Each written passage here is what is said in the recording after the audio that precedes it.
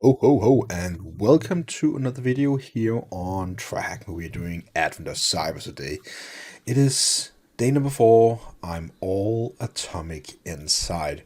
It's a purple room, atomic red team. Not really sure what it means, but we do have our virtual machine open. It is a Windows machine, which basically means we're going to work with Windows, another one of my weaknesses. So let's go ahead and do this room right now. Sogmas is approaching, and the town of Werewolf started preparations for the grand event. Glitch, a quiet, talented security SOC mass engineer, had a hunch that these year's celebrations would be different. With looming threats, he decided to revamp the town's security defenses. Glitch began to fortify the town's security defenses quietly and meticulously. That's a difficult word, right? He started by implementing a protective firewall, patching vulnerabilities, and accessing endpoints to patch for security vulnerabilities. As he worked tirelessly, he left breadcrumbs, small traces of his activity. Okay. Unaware of Glitch's good intentions, the SOC team spotted anomalies. Logs showing admin access, escalation of privileges, patched systems behaving differently, and security tools triggering alerts. The SOC team misinterpreted the system's modifications as a sign of an insider threat or rogue attacker, and decided to launch an investigation using the Atomic Red Team framework. So that is why we have the name of the room as Atomic Red Team. So we're going to learn about the MITRE ATT&CK framework. We're going to learn about the Atomic Red Team tests to conduct attack simulations, and using to understand to create alerting and detection rules from the attack tests. We started the machine. We have the Windows machine open right here. I suspect we're going to use some sort of PowerShell access, some terminal to write some commands. If you want to connect to the machine using RDP, this is the password, username, and the IP of the machine.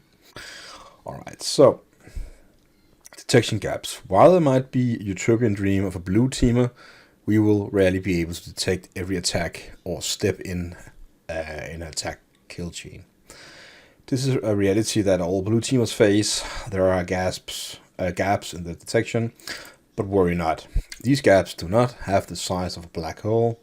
Here are things we can do to help make these gaps smaller. So detection gaps are usually for one of the most two reasons. Security is a cat and mouse game, which is in most occasions true. The line between anomalies and expected behavior is often very fine, and sometimes even has significant overlap, which is also true. So we are now tasked to check out the cyber attacks and the kill chain. Before diving into creating new rules, detection rules, we have to discuss some key topics. So we are going to do some rules, so looking forward to that. The first topic to discuss is the cyber kill chain. All cyber attacks follow a very standard process, which is explained quite well by the unified cyber kill chain. I want to see like we have some initial recon here, initial compromise, something with establishing a foothold, some classic privilege escalation, and then we're going to do internal recon. Then we're going to move laterally around, like horizontal or vertically, do some sort of maintain of persistence or maintain presence, you could say. And then depending on if you wanted to move like vertically or horizontally with our privileges, we can either go to the right and say mission complete, or we can further do another round or 2 or 3 rounds, depending on the amount of users that you're going to find in the system, depending on the access you need. So that can be more than one full iteration of privilege escalation, internal recon, move laterally, and maintain presence one more time. So it says, as a blue teamer, it would be our dream to prevent all attacks, and I've already read that. So even just when threat actors start their reconnaissance, we already stop them dead in the task. But as discussed before, this is not possible. The goal then shifts slightly. If we are unable to fully detect and prevent a threat actor at any one phase in a kill chain, the goal becomes to perform detections across the entire kill chain in such a way that even if there is a detection gap in a single phase, the gap is covered in a larger phase. The goal is therefore to ensure that we can detect threat actor before the very last phase of goal execution. That can be quite difficult. So a popular framework for understanding different techniques and tactics that a threat actor perform through the kill chain is a MITRE ATT&CK framework. The framework selection of tactics, techniques, and procedures that have been seen to be implemented by real threat actors, and it does provide some sort of navigation tool. You can go ahead and click the link if you want to go ahead and have a look at it. Now, the picture here is the MITRE, or the MITRE, how we're going to pronounce it, framework. And we can see that we do have the initial reconnaissance of 10 different techniques and so on. Now, going through all of these is going to take a lot of time, so I'm not going to do that. But if you look at the highlighted ones, like gather victim host information, compromised accounts, external remote services, deploy containers, external remote services, and so on, it could be one of the ways. However, the framework primarily discusses these TCPs in a theoretical manner. Even if we know we have a gap for specific TCPs, we don't really know how to test the gap or to close it down. This is where atomics come in. So we're going to read about Atomic Red now. The Atomic Red team library is a collection of red team cases that are mapped to the MITRE framework attack, a MITRE ATT&CK framework. The library consists of simple test cases that can be executed by any blue team to test for detection gaps and help to close them down. The library also supports automation, where the techniques can be automatically executed. However, it is possible to execute them manually. So we're going to have to remember that we have automatic and manual execution. Dropping the atomic. Now, McSkitty has a vague idea of what happened to the compromised machine. It seems someone tried to use the Atomic Red team to emulate an attack on one of our systems without permission. A bad person. The perpetrator also did not clean up the test artifacts. That's really good. Probably meaning we have some files we can go ahead and look at, or some indications and logs or something like that. Let's have a look at what happened. Running an atomic. McSkitty suspect that the supposed attacker used the MITRE ATT&CK technique T1566.001 spearphishing. Alright, so spearphishing, if you don't know what that is basically an email or some sort of attack directed towards one person, because we want to laterally move from one account to another, for example, gaining that person's privileges on the system. It could be a great way to do a privilege escalation attack. Let's recreate the attack emulation performed by the supposed attacker and then look for the artifact created. So open a PowerShell command. So we have a PowerShell command right here. It's the one blue down, so right click on it and say run as administrator. That's very important. So I would like to zoom in this just a tad. So if we can do that. So let's see. Properties, and let's see if we can do something with the font size of 20, for example. I'm gonna make it a little easier for you guys to see what I'm doing, so let's keep it this way. Okay, so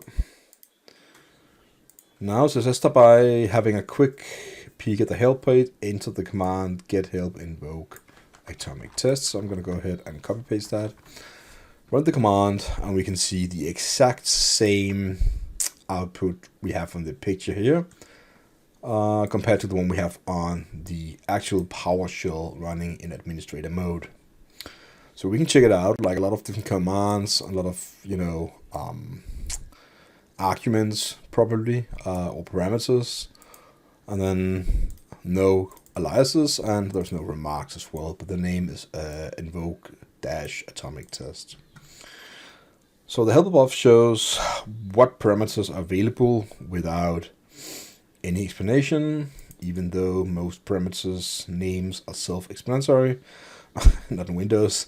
Let us have a quick overview of the parameters we will use to walk through. So we're going to use the ones here below, and there's a lot of them actually. So we're going to do atomic technique. This command right there, it's defined what technique you want to emulate. you can use the complete technique called TXXXX value. The flag can be omitted. Show details. Okay, show sheet details brief, probably just a smaller one. Check prerequisites. Prereqs. Okay, new word. Provide a check of all necessary components. Okay, so a present for the testing. Test names, set the tests you want to execute using the complete atomic test name. Test GUIDs, set the test you want to execute using the test identifier and the test numbers and the cleanup. So we will use these in the walkthrough, let's say. Let's continue. Our first command. Well, we can build our first command now. Knowing these parameters available, we would like to know more about exactly what happened when we test the technique of T1566.001, which is still not saying much. Anyways, to get this information, we must include the name in the technique we want to information about, and then use the flag or the extra parameter or argument -show details to our command. Let's have a look at the command executed: invoke atomic test, the number, and show details. I'm going to copy paste that, and it would seem that I need to copy paste even better. So I'm going to try one more time. There we go. So now running the command, a lot of text popped out. So we did actually get the end test written there and the test start there. So we do have one test, and we do also have another test here. So we've got two different tests. Now, what exactly it did, not really sure, but it just says spearphishing attachment, download macro enable phishing attachment, and so on. And some file called phishing attachments.xlsm, and some phishing attachment.txt, download to the temporary directory. So we're getting the two different URLs right there, saved in some URLs, invoking a web request, basically downloading it and saying the out file is right there. So this is where it's saved on the disk. Then running some cleanup commands, trying to remove some item there is, and then basically error action ignore. So I guess that's a way to say false and show no error. The other one here is word spawned as shell, when spawned as command shell, and use the IP address in the command line. So it is some commands that's being run on the machine, opening something for some input, invoke malicious document. It would seem like a funky command. And I don't write this language, so it's difficult for me to read it, but it does look like it's doing something, executing something, downloading something from a GitHub repository on the raw side, which basically means it's only the exploit which is inside of the invoke maldoc.ps1, which is the extension for a PowerShell script. So I guess it was a great test. We can now see what's going on. This looks like some sort of spearphishing attack. So let's continue. The output above are clearly split up into multiple parts, each matching a test. Let's examine what type of information is provided in the test. We will use the test we run as an example. So we are getting some different kind of values here, and the atomic test GUID and description, executor, a URL, and so on. So now let's continue and run our first test of this. So now we're going to go ahead and execute the command that is mentioned. So before running the emulation, we should ensure that all required resources are in place to conduct it successfully. To verify this, we can add the check prerequisites, how are we going to pronounce that? It's going to check for all the needed components and so on before we execute the command. which is also added right there. That's great. The command should look something like this. So invoke atomic test, blah, blah, blah, test number, and then this, so copy paste it. Let's clear the screen. And then let's copy paste it one more time, like that. Insert it. And now we're gonna run it. So it did say we're running the should we call it exploit for now? And checking and downloading, and it does seem that it worked. So we are seeing exactly the same, not exactly the same, but we have the same line there, and it does seem like that the person running this exact script did not have Word installed, but executing the one here, we're getting the same output as we have in our command prompt, which basically and probably means that the person creating this image right here showed us what it would look like if we didn't get through the test. So let's just check out. So invoke this one there, 001, test number 1. And what's test number 1? But we also have the test number 2. So we can go ahead and try that as well, just for the fun of it. And now we'll spawn the command shell and use the IP command line where it must be installed. So yeah, we got the same output one more time. So I think things should be good. Based on the output, we can determine that the test was successfully executed. We can now analyze the log file in the event viewer to find the indication of attack and compromise. So, detecting the atomic. Now that we have executed the one long name atomic, we can look at the log entries that point us to the emulated attack. For this purpose, we will use the Windows event log. The machine comes with sysmon installed, which is great. System monitor provides us a detailed information about the process creation, network connection, and changes to the file creation time. Makes it easy to us. We can pick up the event logs created from emulation. We'll first start the cleaning up of the files, previous test, and running this exact commands right there. So let's go ahead and do that. Use the cleanup, and boom, we're done. So it would look like we did it correctly. So now we declare the sysmon event log. Open up the event viewer. Is this the one here down below? Event viewer, yes it is. By clicking on the icon in the taskbar, searching for the search menu, navigate to. So we are application services. What the application and service logs? Yes, and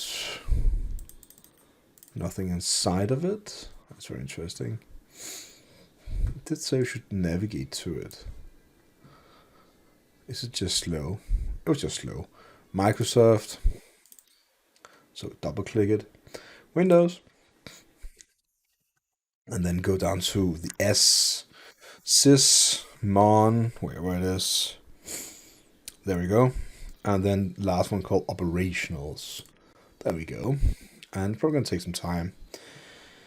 Here we will see a lot of log files, I would say. Windows is not the system that I do the most hacking on, so it's a little foreign, but there is a lot of log files, which is typical for Windows, I would like to say. So what now? So it did say right click it and clear it. Oh wow, really? So right click operational, right click. I cannot. On the left hand side, that's over here. And now I can clear log. Okay, and then just click clear without saving it. So I'm going to do that. And now we have cleaned it. Let's run the emulation again. So the reason they do that is usually because We want only the things we are testing for and not all the other things that you're also going to find in log files. So I'm running the command one more time, going back to the event viewer, and next we go to event viewer, right click the operational, where was it again? Just down below, right click it, click refresh. There we go, I'm clicking refresh to it. Did I actually right click it and click refresh? I did. There should be a new event related to the emulated attack. Now sort the table on the date and time column. The date and time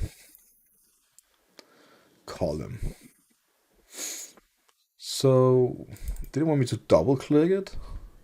Oh yeah, so we need to double click it. Did it say that? I don't know if it said that, but now we did it anyway, so we had to double click it anyways. Double click the operational, and so now we're gonna sort it to the order, events chronological, oldest first, right? So I click one more time, so it's gonna be 12/4/4/25, and yeah. So now we have it sorted exactly. So it's the seconds of 43 seconds and 44 seconds down to 46 seconds, the exact same hour and minute and date and year, everything. So we're interested in two events that details the attack. First, a process we created for PowerShell to execute the following command. The PowerShell, blah, blah, blah. Localhost, the phishing attachment, sure, and invoking the web request to actually download it from localhost, this particular case, and save it as an out file right there in the environmental variable pointing to the temporary folder. And then it created the file, yes. Click on each event and the details. And luckily, there's not that many. When you see an event, you should see a detailed overview of the data collected for that event. Click Details, tap to show all the event data in readable format. Let us take a look at the details of the events below. The data highlighted is value for incident, is valuable for the incident response and creating alert rules. So let's click it and yeah, command line, I'm gonna click it. So we have some funky command line right there saying PowerShell exe URL is gonna be the exact same one with the invoke. But that's gonna be the actual script being run right there. Not really sure we're gonna use this for, in all honesty, but we have it there, so we proved that, well, I guess it's there in the log file. So something we did prove. And so now navigate to the directory. So let's copy paste this. Click the start button and just paste it in. It's a bit slow. Let's do copy pasting one more time because that is a difficult task, I know. Open that folder. And here we have the documents downloaded. That's great. And open the file called phishing attachment.txt. I'm doing that. It's also a bit slow. There we go. It opens, but it's just very slow. Oh, it's on the other side. There we have a flag. And I guess it's probably the answer for the first question. Let's paste it in. It was. And let's just move it down a bit.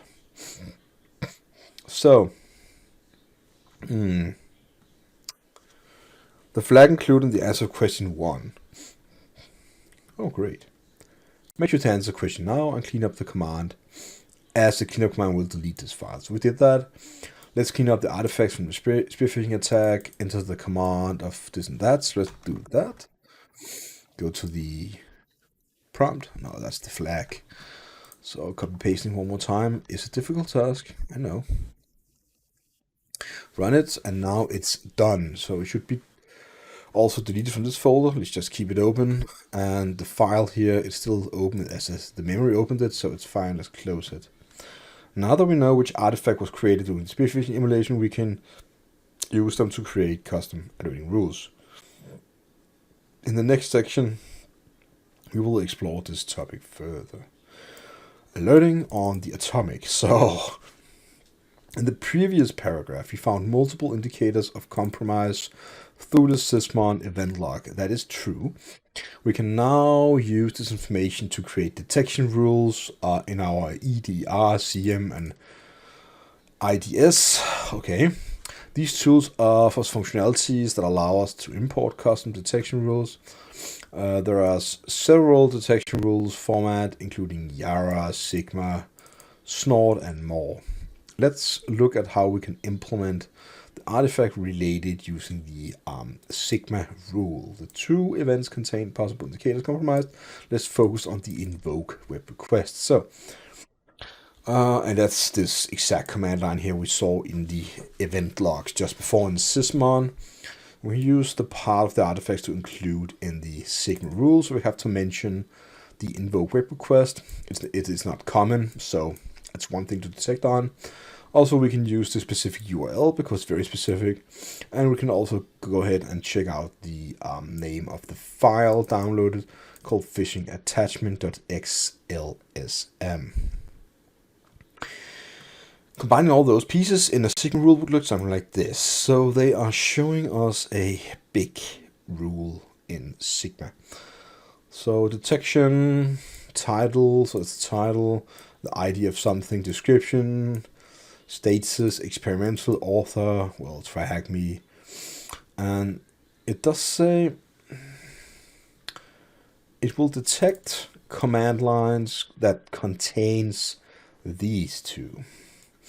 And selection file creation, it will look for target file name ending with a slash and this particular name.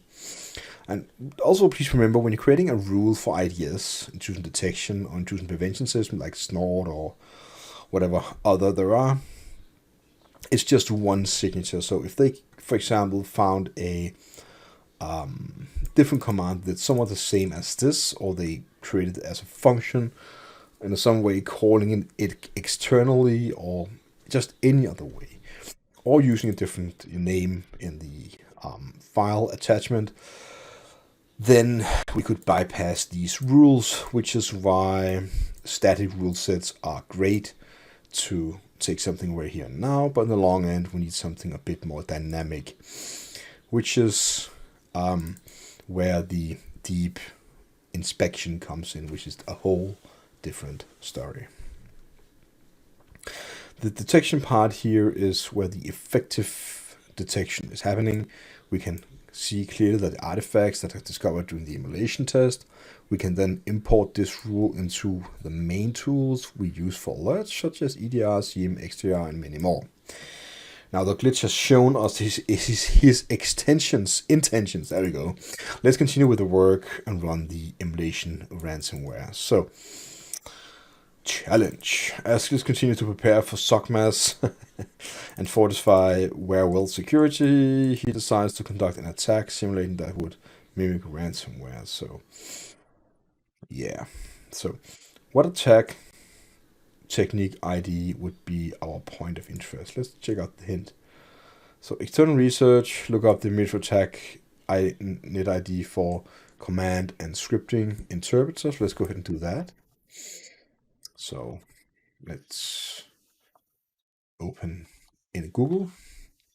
It's gonna be probably this one, T1059. Let's put that in and see if we're true. It was. What attack subtechniques ID focuses on command shell? Now we should probably go ahead and try look up the MITRE ATT&CK ID4 and then say Windows command shell, and it seems like it's something like that. So let's go copy paste it one more time. If I can copy paste, there we go. And it was true. So it's basically just Googling it, so it's easy enough. Let's try and execute this particular attack. And in order to do that, we can probably go to PowerShell, which seems like it's within a strike for me. But it's gonna let's do invoke this particular test. So T1 059 003. I guess we can do that. It's opening a lot of things, so now we have it. We can also like say show with like show details, something like that.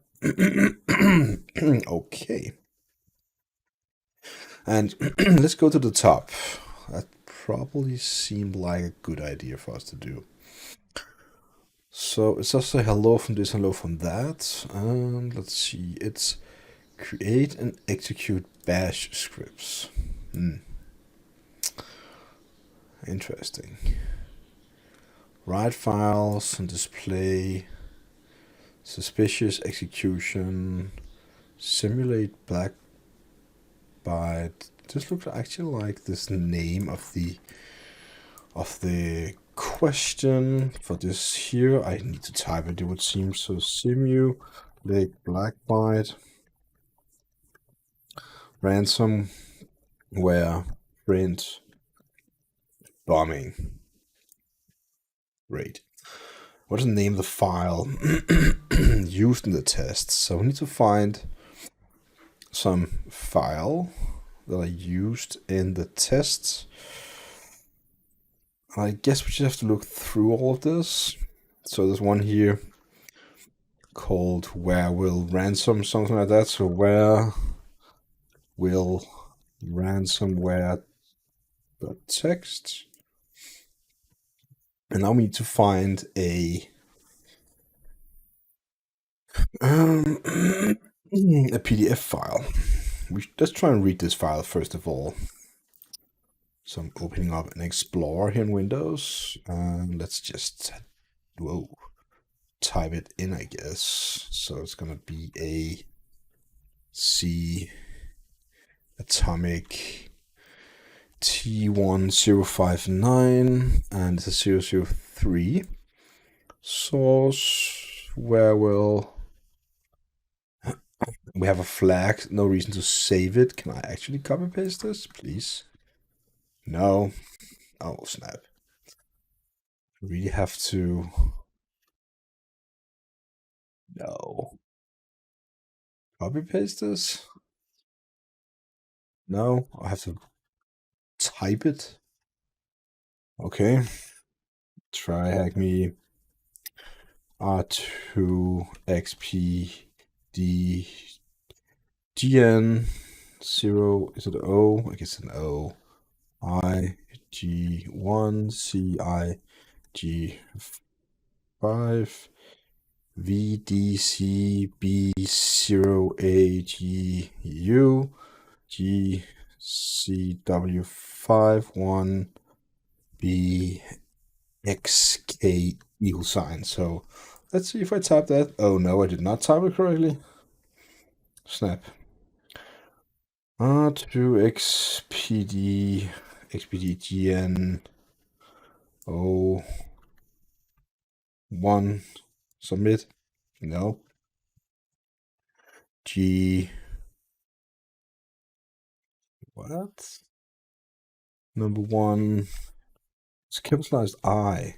And then it's G1C G.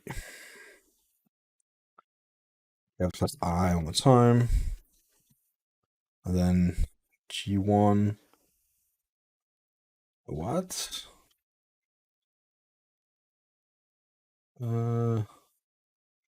CI G5 VD CB0. So it's gonna be CB0 A GU G CW51B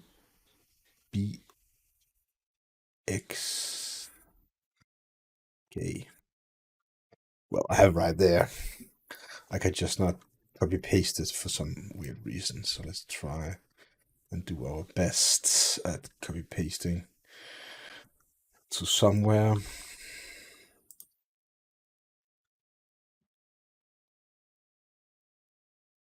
Oh.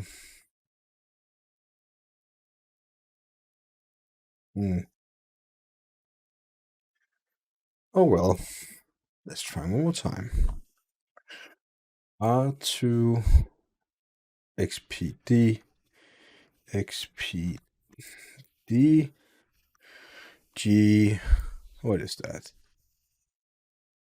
And let's try a little low. It's a little low. So I'm gonna make sure it's a little low. G ended low, so it's great. So IG. That's a big I. This is not. Yes. 1. No. It's an L. Snap. Submit.